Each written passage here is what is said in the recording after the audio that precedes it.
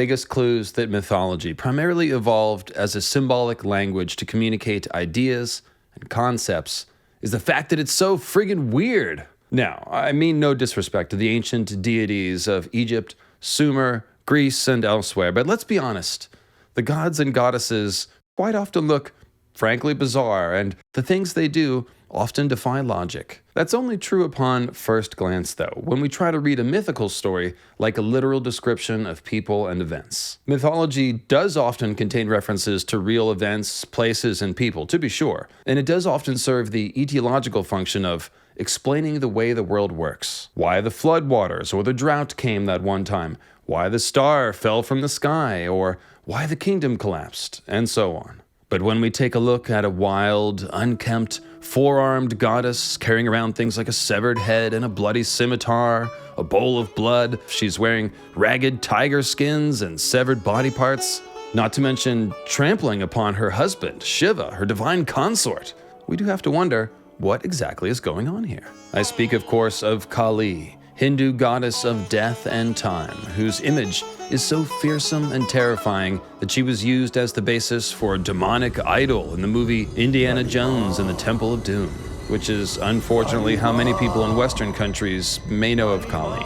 Without going into the somewhat problematic nature of that movie and much else from the 1980s, let us simply say that this was not a very good representation of Kali Ma, or Ma Kali as she's also known. Most people probably realize that, but what exactly is the point of all this gory death imagery and of the tales of Kali's relentless slaughter of demons, who are called asuras in Vedic literature? The answer is one of the most elegant attempts to grasp at the somewhat esoteric nature of existence itself that I've found anywhere in mythology. And that's why I chose to start my channel with a video about Kali. I'm David, by the way, and this is Mythic Concepts. Thanks very much for checking out the channel. So let's get busy discussing how the progression of cycles of time and personal evolution are kind of like having your head chopped off by the girlfriend of a character from Mortal Kombat.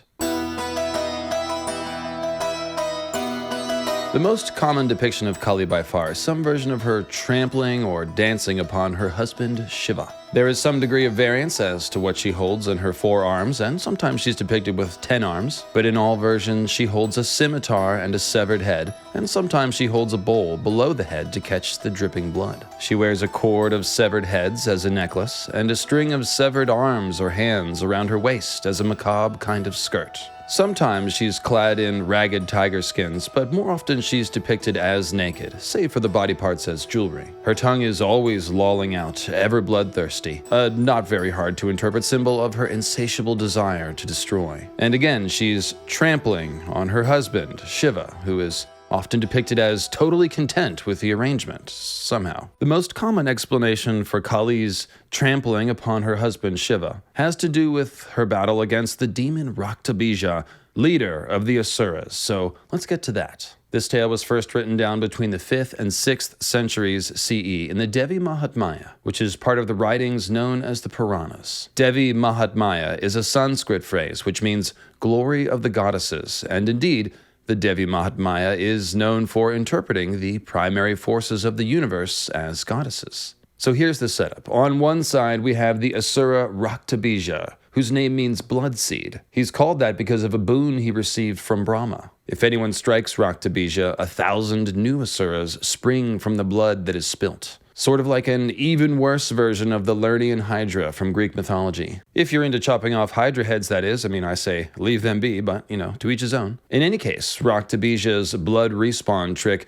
makes him exceedingly hard to kill, which is why the gods have to call upon the terrifying fury of Kali to deal with the issue. But backing up a bit in the Devi Mahatmya narrative, I need to tell you about the goddess Durga, also called Ambika, and both of those words derive from the same Sanskrit root, which means mother, mother goddess, or even warrior goddess. So here we come to one of the most, if not the most confusing thing about Vedic mythology and Hindu religion, which is that many of the gods have many different forms, or you might say that when you start researching one deity, they turn out to be an emanation or an incarnation of some other deity. And that's certainly the case with Kali and the goddesses of the Devi Mahatmya. Now this works precisely because, on one level, the deities are always functioning as an expression of concepts, and concepts often overlap. So the apparent overlapping of the deities is simply a reflection of the concepts they represent. To the extent that mythology is a matter of coming up with esoteric metaphors to relate hard-to-express concepts, then it's totally fine for more than one deity or myth to deal with the same or related concepts. And oftentimes, local deities that express similar ideas end up being combined over time through a process of syncretism. And that too has happened all over India over the last several thousand years of continuous development of mythology and religion. So in the Devi Mahatmya, for example, the supreme goddess of the universe is known as either Shakti or Devi, the Devi from Devi Mahatmya. And Devi is just the singular female form of Deva. So this supreme goddess has three primary incarnations, each of which express slightly different ideas. There's Parvati, who is primarily a shining mother goddess of goodness and justice, Durga, the warrior goddess, and the terrifying Kali, who represents time, creation, and destruction, or more specifically, the cycles of time which lead to creation and destruction. Parvati is also sometimes synonymous with the entire Shakti Ambika godhead. And again, I want to emphasize that as best we can determine, these have always been regarded as simply different emanations of the same all-powerful goddess. I further want to stress that goddess worship in general dates back to prehistoric India, back to the Indus Valley culture, and the traditions of Shakti, Durga, Kali, and Parvati certainly originated long before the Devi Mahatmya was written. And by the way, I do plan to explore this topic in more detail in a future video when we talk about what parts of Indian mythology and Vedic mythology can be traced all the way back to the Harappan or Indus Valley civilization. That's going to be a good one, so make sure you're subscribed to the channel. Now, the Devi Mahatmya is organized into 3 sections, each of which is dedicated to a different goddess form. And in the second, we hear of the creation of Durga. It seems the devas, or the gods, are having trouble battling a different demon. This one is Mahishasura, the buffalo demon. And Mahishasura literally means buffalo demon. The warrior champion of the gods, Indra, cannot seem to overcome this shape-shifting asura. And so the primary male trinity of Vishnu, Brahman, and Shiva, along with the lesser devas, combine their divine energy, their Shakti, and create Durga. Durga, however, is not really seen as having been created by these gods, but rather having been manifested by them, as the feminine Shakti energy is here understood as the primeval force of the universe and the soul substratum of the world that animates the devas themselves, which the devas then simply channeled and focused together to manifest the form of Durga.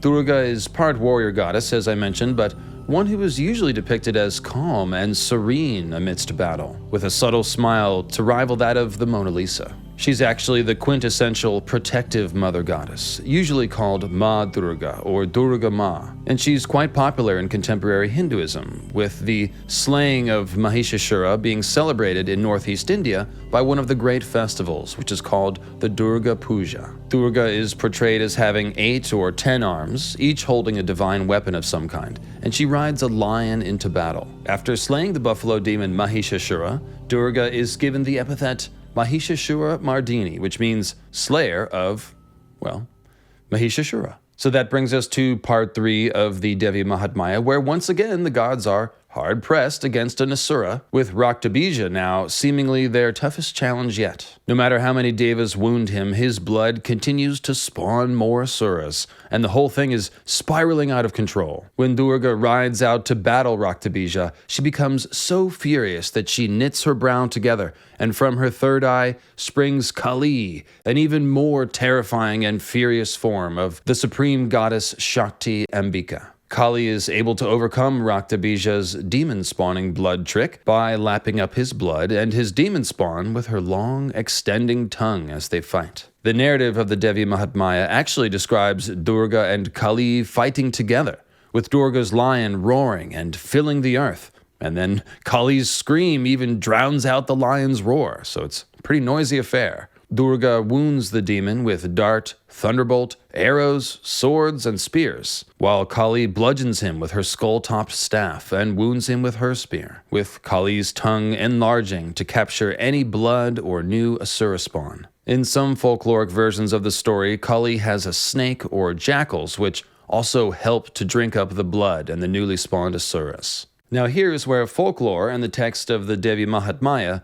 diverge pretty sharply. If you search Raktabija on the internet, you'll mostly get a version of the story where after defeating Raktabija, Kali becomes intoxicated with all the Asura blood that she's been drinking, and then begins a wild victory dance which shakes the entire universe. The gods plead with Shiva to do something about it, as Shiva is the consort of Parvati/Durga/Kali, and so he does. Shiva runs down from the mountains and lies down beneath Kali's dancing feet until she notices that it's her lover being trampled, at which time she calms down a bit and lolls her tongue out in embarrassment. Thus, the mystery of Kali's trampling of Shiva is explained. This ending, however, is not found in any Hindu or Vedic text. Now, I do want to be very clear here about not dismissing or even diminishing the value of such word-of-mouth folklore, especially because this story is known all throughout India and many people learn it growing up, and also because most of the early Vedic texts started as older oral traditions which were then later set down. However, I do want to clearly differentiate between this ending and the one in the Devi Mahatmya, which is totally different.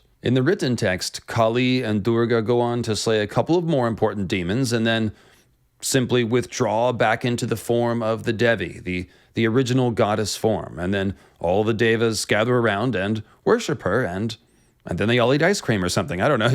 There's nothing about trampling on Shiva or Kali getting drunk with blood. It's just not in there. It seems that what's probably happened here is that a different ending to the Raktabija story has arisen over time, which attempts to explain the mystery of Kali trampling upon her husband Shiva. And in fact, there are two other folkloric explanations which are less well known that I will also mention a little bit later in the video. However, it's the explanation offered by the tantric traditions that seems to best unravel the esoteric riddle at the heart of this strange image. And as you'll see, this more metaphysical explanation is also supported by older Vedic texts. Most everything about Kali seems to be an esoteric riddle, by the way, as the concepts this deity is expressing are some of the most abstract that humankind has ever pondered. So let's see if we can't unpack the concepts behind this mythology.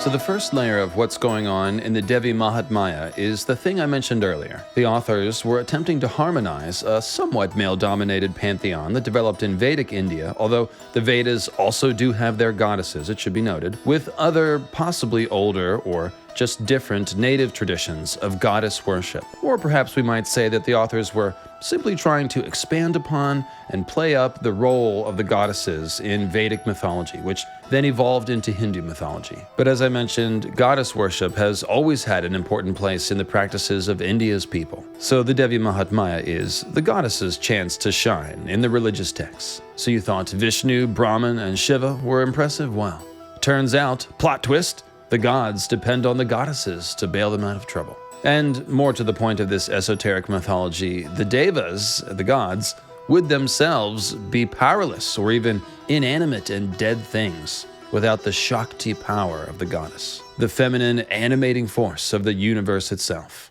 Of course, we should always keep in mind that ascribing things like gender to such abstract concepts as the supreme animating force of the universe or the supreme soul of the universe is just a convention. It's simply a means of talking about the harmonization or the interplay of opposing forces. We can see this idea directly expressed in the form of the Aradhana Risvara, a deity form that combines Shiva and Parvati, split male and female right down the center. And again, the point has to do with unification, reintegration, and balance. So as I said, the gods, and indeed all matter itself, would be dead or inanimate without whatever the force that brings life to everything is. That's the Shakti power. This is the true meaning of Kali dancing upon Shiva, according to tantric traditions. Kali represents the animating dance of life, and Shiva the inanimate thing that is brought to life. That's an oversimplified explanation, though. What we really need to understand is that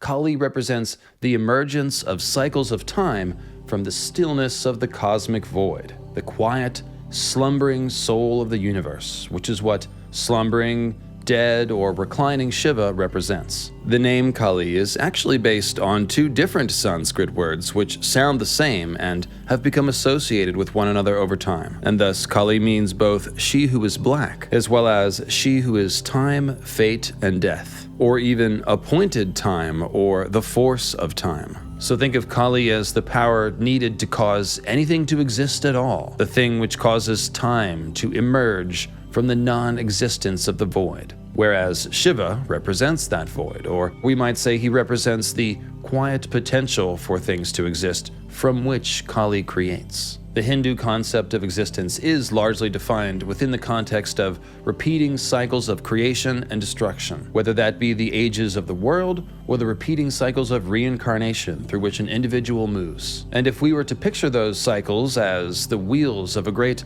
cosmic bicycle, well then it's Kali who is pedaling that bicycle, the force of time. If you think about it, this is probably another reason for Kali's dancing.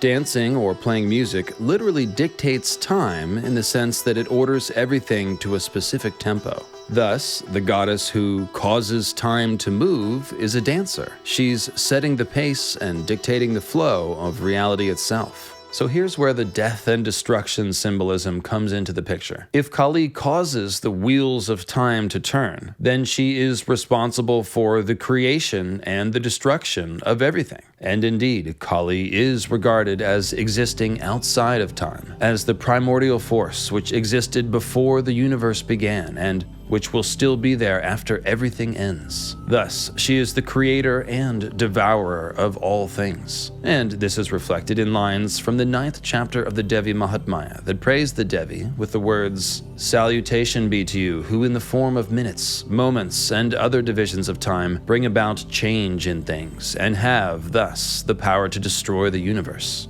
And also with the words, "Salutation be to you, who have the power of creation, sustentation, and destruction, and are eternal." This is why there are no birth of Kali stories, by the way. She only ever manifests from Parvati or Durga, or just kind of shows up when needed. So, what is the force that cannot be defeated, represented by Kali's unstoppable destruction on the battlefield?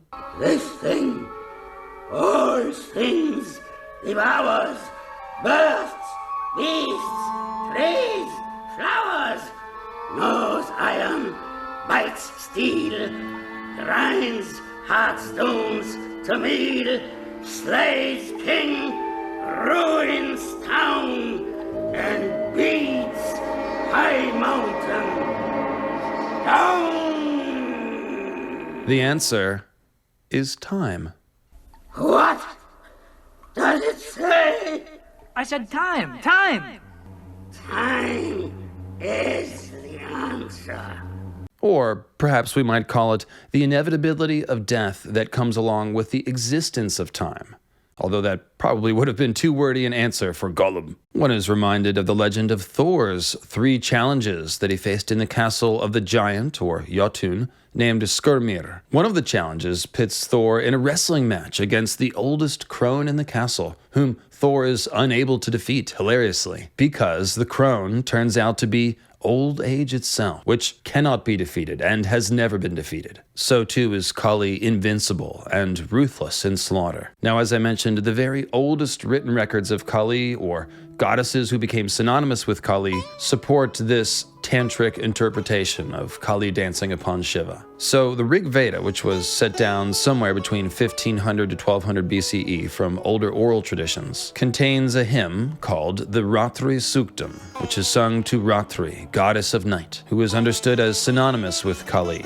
This hymn is also sung to Kali, for example. The Ratri Suktam speaks of a sage Kushika who perceived the enveloping force of darkness while meditating, and thus invoked the name Ratri, which means night, as an all-powerful goddess, Ratri Devi. This holy darkness was called upon to free mortals from their fears and their bonds to the earth, and, like Kali, was seen as possessing the all-devouring power of time. Worshippers of Ratri sought to manifest this devouring power to overcome fear and any obstacle that they may face. So conceptually, you can see that Ratri is very similar to Kali, and other Vedic writings attest to this as well. The Atharva Veda, which was likely the last part of the Vedas to be composed, somewhere between 1200 BCE and 1000 BCE, directly associates Ratri with several goddesses, including Durga. Then we have the Mahabharata, which was written between 400 BCE and 300 CE. And this text combines the names of Kali and Ratri into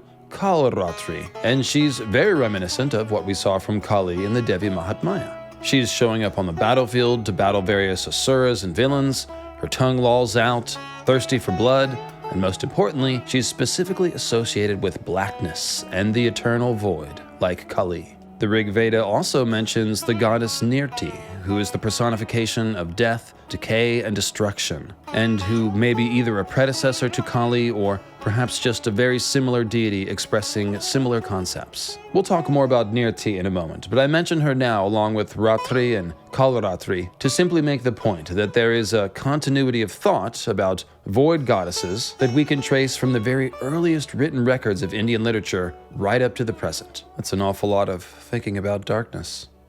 Wow, okay.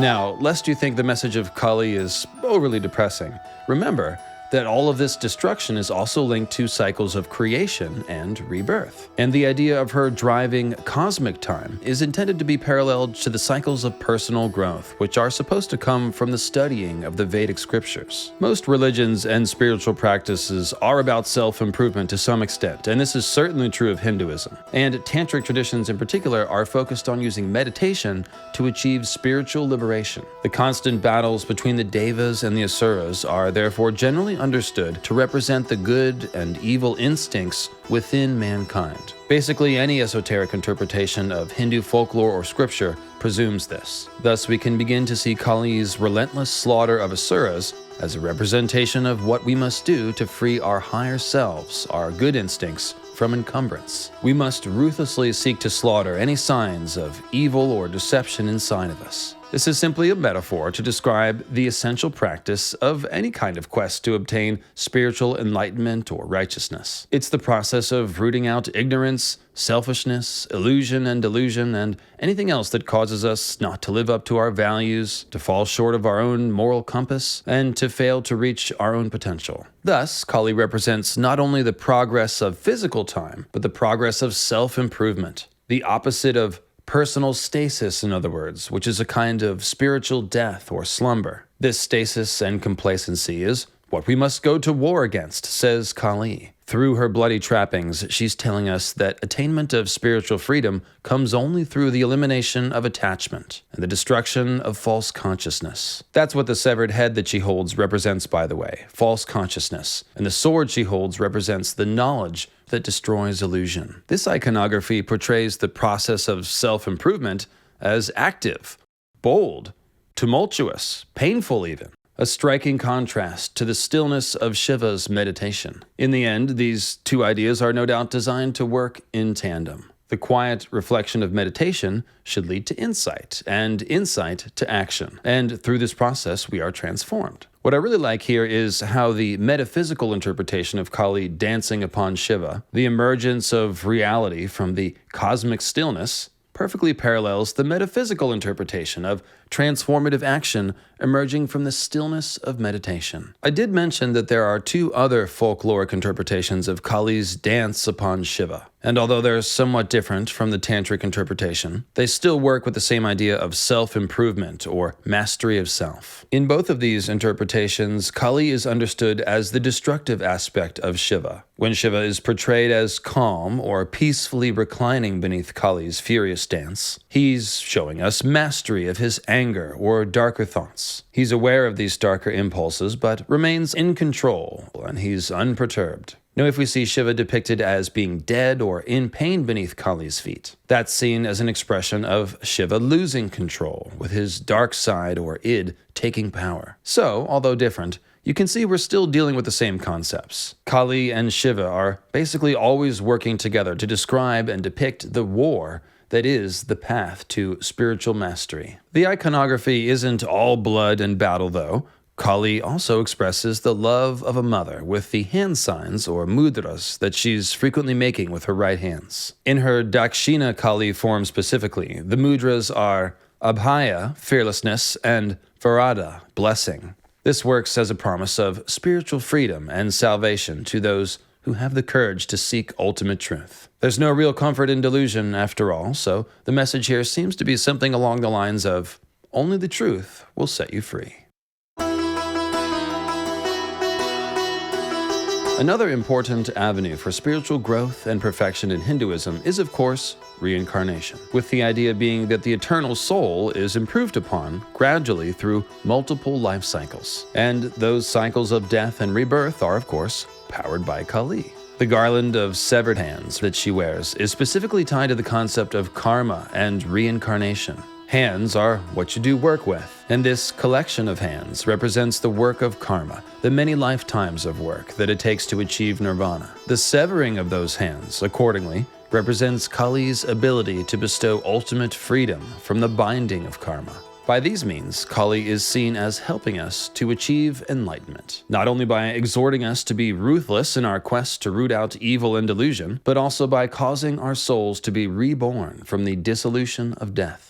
Kali's eternal existence outside of time, outside of the veil of Maya or illusion, which is the physical world, is what enables her to perform this function. This is actually the reason for Kali's nudity, by the way. She's uncovered by any sort of cloak of illusion, the ultimate personification of indestructible, eternal truth. Thus, Kali is perceived as beckoning us on our journey to find truth from a place which is actually the source of ultimate reality. For similar reasons, Kali is always described as black or dark blue. And again, Kali means the black one. And of course, the link between the great goddesses and the primordial darkness goes back to Ratri Devi in the Rig Veda. The symbolic implications of Kali's blackness thus are of prime importance, primordial importance, if you will, and are spoken of often. The Mahanirvana Tantra, written in the 18th century, explains that just as all colors disappear in black, so all names and forms disappear in her. Sri Ramakrishna, an 18th century Bengali yogi and saint, similarly explains that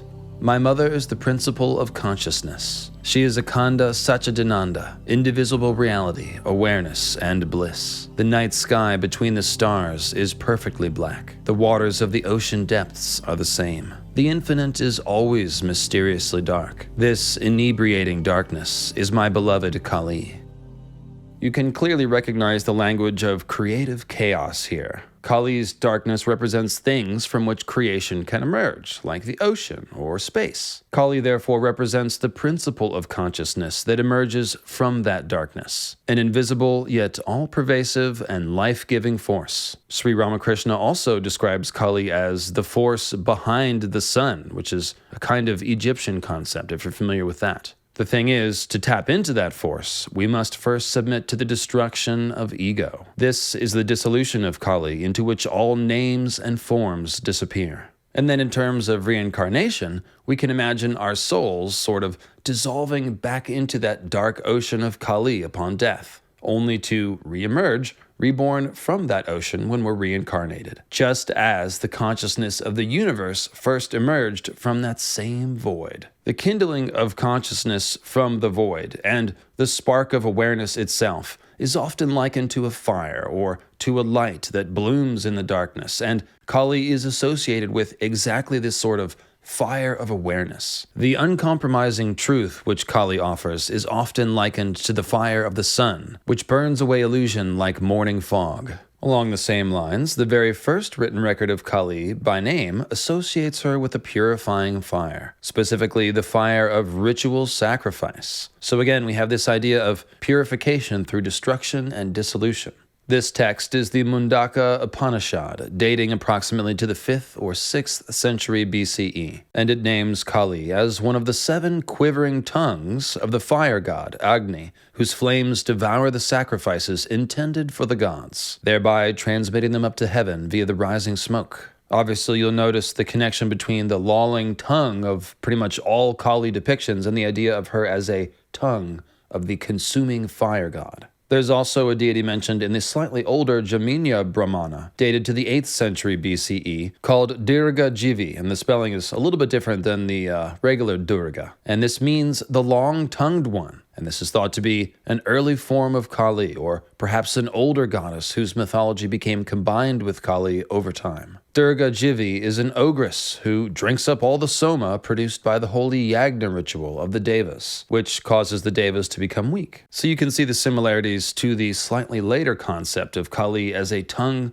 of holy fire, which devours the sacrifices intended for the gods. Instead of the soma-stealing instrument of chaos from this earlier tale, Kali is now simply consuming, metabolizing, and then transmitting the essence of the sacrifice up to the heavens. You can see how this concept of holy, consuming fire leads us right back to the concept of dissolution, which means it's time to talk a little more about Nirti, the goddess of death, decay, and destruction that I mentioned a little earlier that appears in the Rig Veda. The Sanskrit word Nirti is translated as decay, and it's derived from nir, which means to separate. Think dissolution, and Nirti can also be translated as a lack of order or a state of disorder. So again, think of the whirling pool of primordial chaos from which creation emerges. Nirti seems to specifically embody the dissolution end of this process. Just to drive the point home, the Vedas also use the word Nirti in lowercase form